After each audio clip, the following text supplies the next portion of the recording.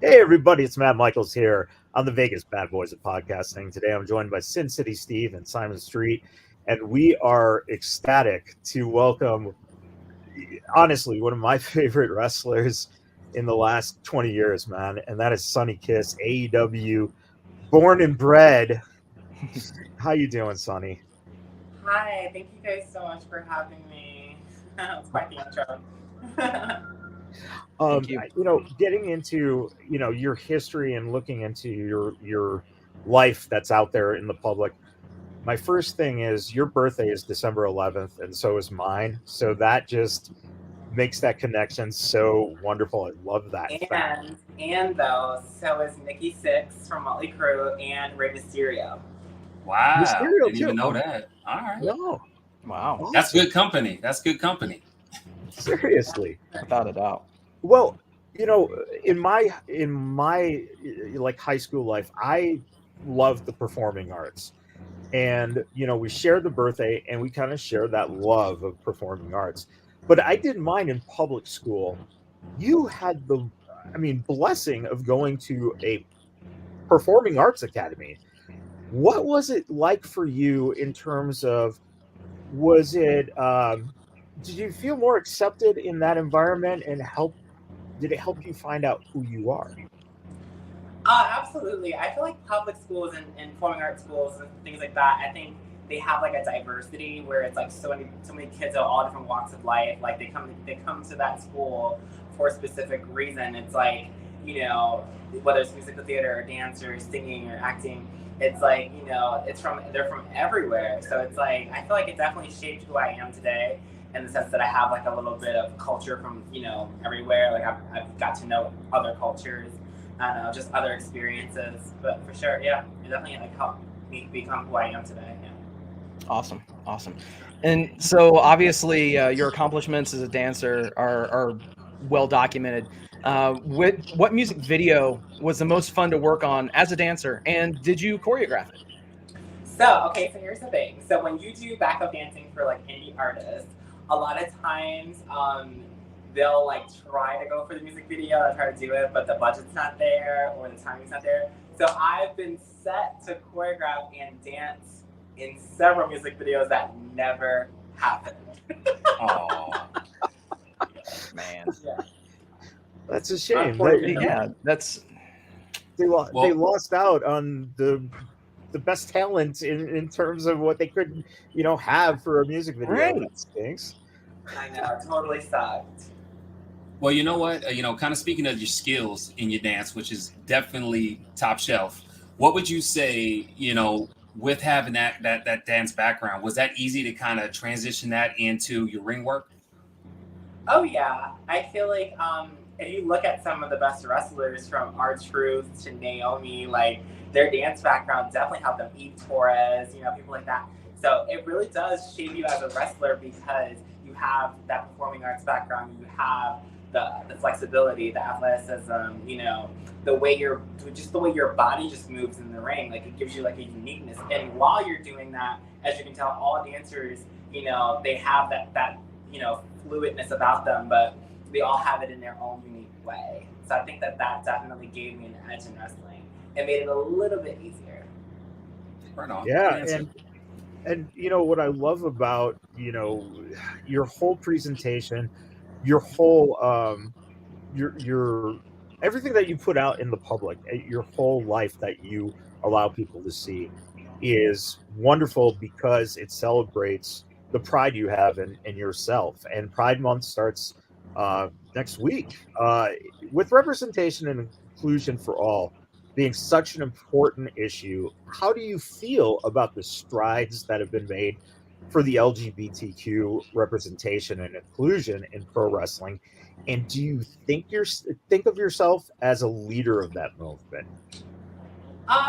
Definitely one of them. But I will say I'm very, very proud of how far we've come. The fact that myself and we have Nyla, who's the first ever world's women's champion, who's trans woman. That's incredible. Like you have so many of us, Anthony Bowens, Aubrey Edwards, Kiera. I can go and name them all, but there's so many of us, that are signed to one company where I think back in the day they probably would have one, and it would be a gimmick, and it would be very like not authentic. It would just be more of a comedy thing. Whereas like you see us now, we're being taken more seriously. Like we have people on the indies like Devon Monroe, who's like killing it, and just like really, really like carrying on that torch. And yeah, no, I love how far we've come, and I love the fact that, you know, there's so many of us that are leading this revolution, and we're all leading in, you know, the same direction, but just in different lanes, and it's incredible. You know, really quick, I want to follow up on that. When you started out, did you feel accepted in terms of how you were treated? Because I know it's hard enough to break into wrestling, just as, you know, someone who wanted to start wrestling. But then when people start seeing, you know, personalities or race or, you know, anything else that they might be biased towards, did you experience any of that? Because I know that some people just can be really cruel. I definitely had my moments for sure. Sometimes I remember them differently. Like sometimes I remember them a little bit more harshly than others. I think it just depends. But overall, when I really look back, I think my experience was awesome. I didn't really have too many bad experiences, bad encounters. When I did, they were taken care of promptly. I've had nothing but support from the majority of the locker rooms that I've been in, and a lot of times they come to my defense. Even when some, you know, large public figures would say some things. Yeah. Overall, I've had nothing but love. That's awesome. That's awesome. Now, not to speak for all of us, but I know that personally, my favorite Angler storyline that you were involved in so far in AEW was your teaming with and then feuding with Joey Janela. How did that pairing come about? And is there anybody else on the roster right now that you'd be interested in forming a tag team with? Oh, those are some really good questions. I absolutely loved teaming with Joey, and I loved feuding with Joey. I think the tag team didn't last long enough, and the feud lasted too long. Yeah. The feud lasted 9 months, and the thing is, we only had 2 matches in that 9 months. So I wish that definitely the tag team lasted a lot longer. It came about because it was supposed to happen in New Jersey. We were going to be, because I think it was Rochester, then it was Jersey right after that, right before the pandemic fully hit. It was supposed to happen in Jersey. It was always the plan, I think. I think it was going to be like a one-off, though. We were doing it in Jacksonville, and the chemistry was so natural because Joey and I have known each other for a long time. We've done the drives together, listening to our new metal, you know, going to Canada. So we had a natural chemistry. So I think that it was obvious to the fans and to TK, and he just kind of ran with it. And the experiences were always great. Joey pushed me to be a better like wrestler every time I went out there. He pushed me to try things, and our feud definitely honestly created the alias that I have, which is Beautiful Badass, which is kind of the same concept as Concrete Rose. It's just that Beautiful Badass is a little bit darker, it's a little edgier. It's not so much of the Concrete Rose, which is more like the girl next door who's like kind of tough. Whereas Beautiful Badass is like this dark, bad bitch. So it's kind of, yeah, it definitely like helped me in so many ways. So I'm very grateful for the tag team and the feud because they definitely helped shape who Sonny Kiss is in 2022. Right on.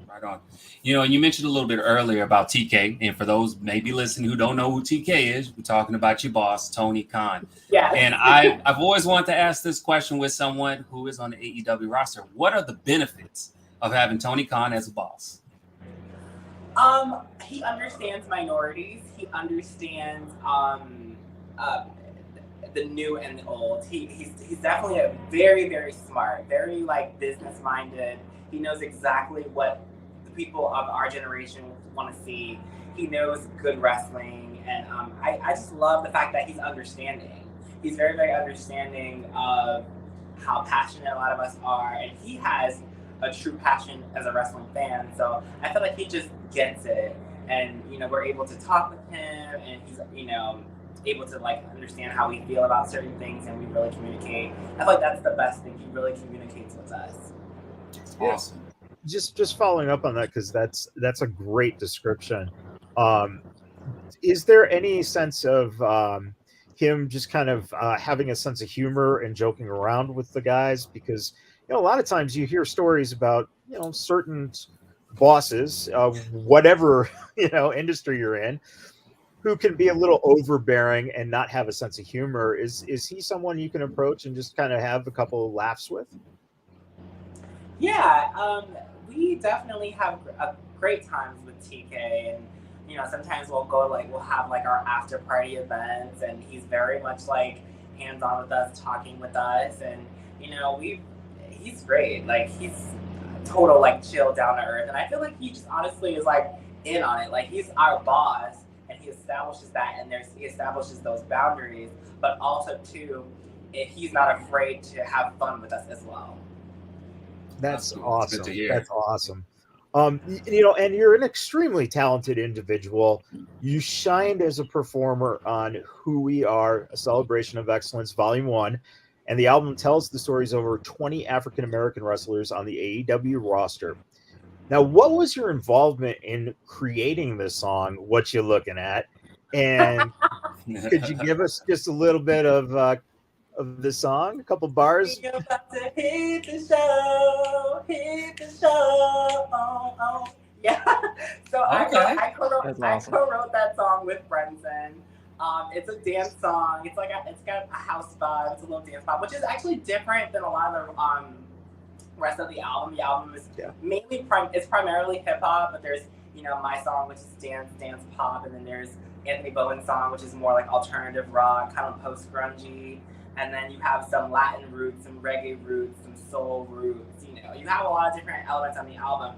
But I definitely wanted, I wanted to be involved with my song because I sing and I rap and I perform, and I wanted to really just kind of like just do something different. And I feel like the fans would appreciate that if I actually had a hand in writing it. He approached me with the project. I knew it was happening probably a month prior to its release. He was like, "You want to do your own song?" And I'm like, "Hell yeah, I do." So I wrote the song in not even a day, and I sent it back to them, the idea that I had, and I had a beat sent the next day. I went to record it. We had it done less than a week. It was so easy. I just wanted fans to really kind of get a vibe, get a feel for it's not meant to be taken too seriously, but it's meant to be it has kind of both a double meaning, multiple meanings. It's like what you're looking at, I'll kick your ass, don't let this look fool you, but also what you're looking at, I'm so dope, you never see no one like me, it's just not meant to be taken too seriously. It's a little bit it's a song meant to empower and to make you feel confident. That's awesome. And it made my rotation for working out too. So that's big, to have a song where you can actually say, yeah, man, I love when that comes on and I'm working out in that playlist. Yeah. It just takes me to another place. Yeah, that was the plan. I wanted people to get on the dance floor, but also feel confident, but also really reflect with it, to really just kind of feel tough and feel sexy and just kind of groove. Don't take yourself too seriously, but also let them know that it can get serious, if you try me. So, yeah. That's awesome. And now, obviously, looking good, looking sexy, feeling sexy. Where do you get your sense of fashion from? And who is your favorite designer? So I honestly, I like a lot of. I'm so obsessed with the Y2K era. I'm very. It's kind of a mixture of different things. Sometimes it's a little more sporty. Like today, I'm just wearing a little cropped sweatshirt and some sweatshorts, with some bands on. I'm really chill and sporty, but also I like the grunge look. I like the Y2K, denim looks. I just kind of more so that era. I'm like a nostalgia junkie is what I call myself, like a nostalgia junkie. So I grew up in the 1990s and 2000s. I was born in 93. I love the whole alt look, but I also love the teeny bopper look. So I kind of combine those things, and I don't really have a favorite fashion designer because I don't care too much about designers themselves. I just like what I like, and it doesn't matter what it costs. It could be a $4 shirt from Target. If I like it, I like it. So it's dope. Yeah. Gotcha. Well, finally, as everybody knows, unless you've lived under a rock, AEW is back in Las Vegas for Double or Nothing this Sunday. But in 2019, you were at the Double or Nothing rally where it really started. Since that time, has there been anything, your expectations and your desires in this past 3 years that have come to reality?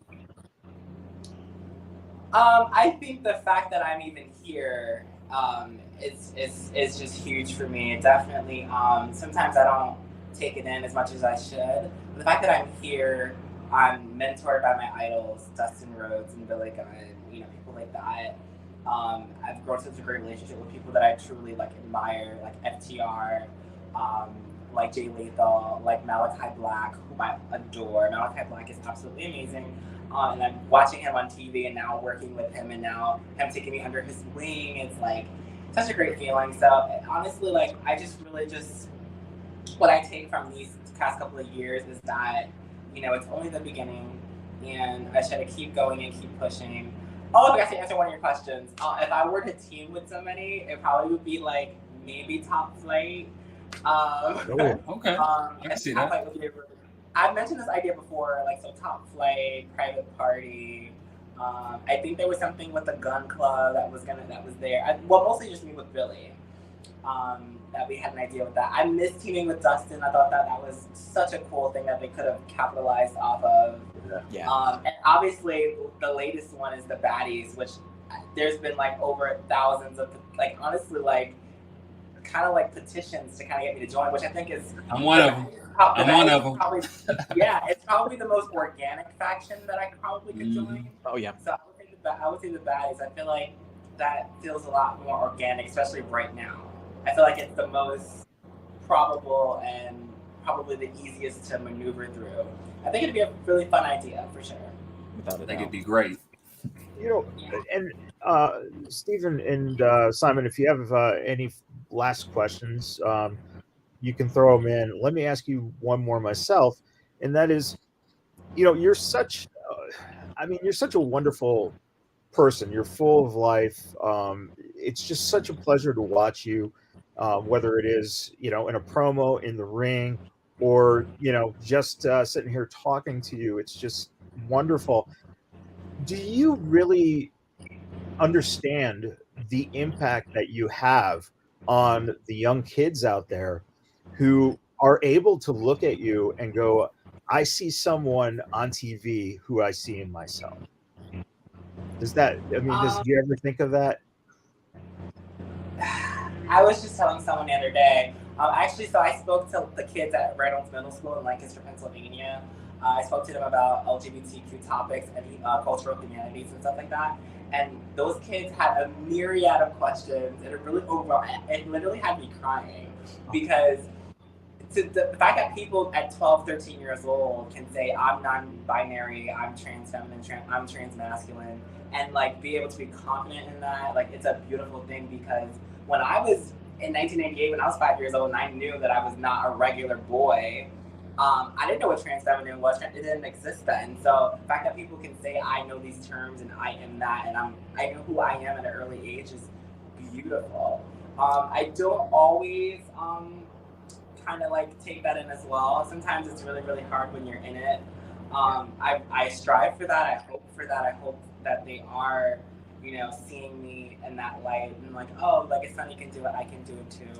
But I guess I don't really think about it too much because I'm just kind of it's just kind of it's inevitable. It's kind of there. Sure. It's what I feel like it's what I'm supposed to do too. So I don't really want to ask for credit for it because it's just kind of this is kind of what my life is being, So, yeah.